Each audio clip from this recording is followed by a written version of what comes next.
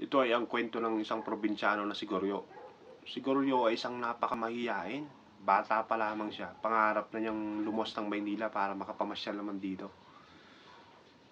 Nung dumating na yung hustong gulang niya, palihim niyang ibinenta yung kalabaw ng tatay niya.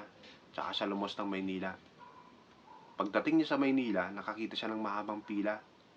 Kaya ang ginawa niya, sumabay siya dito, pumila-pila din siya. Hanggang sa makarating siya sa loob ng sinihan. Pagdating niya sa loob ng sinihan, napakadilim. Bigla siyang natai ngayon. Ay hindi niya magawang magtanong kasi napakamahiyain niya. Kaya ang ginawa niya, tumae siya rin sa sandubag.